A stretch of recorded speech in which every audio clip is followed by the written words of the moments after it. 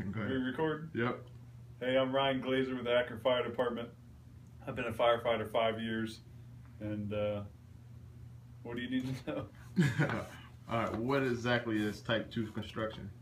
Type 2 construction is non-combustible materials. I'm just going to read this right out of the book for you. Just to Okay. get it right. All right, that's cool. All the structure components in Type 2 must be non-combustible materials. The fire-resistant requirements, however, are less stringent for Type 2. Type 1 would be your most non-combustible. In some cases, there are no fire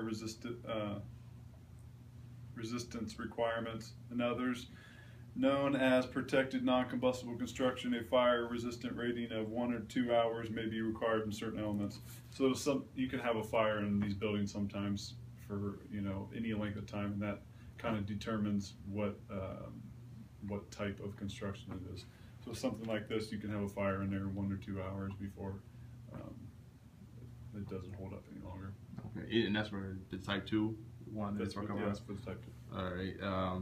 And how is Type 2 different from 1, 3, 4, 5?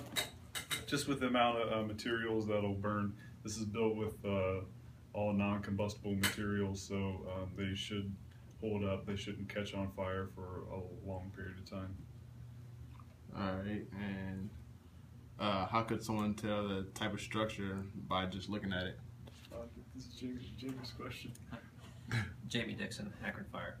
Sometimes it's hard to tell just walking into a building with different walls and different materials covering the walls.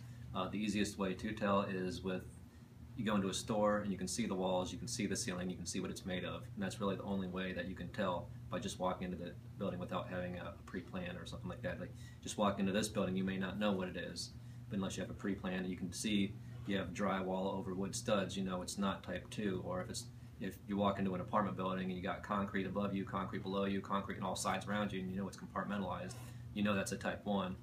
So sometimes it's hard to tell. It's one of the problems that we have as firefighters, but that's where your pre-planning comes into effect. Okay. And out of the 5 types, which would be the most sturdy? No, Type 1. Type 1. Type 1 is going to be like your parking garages, things that are completely cemented,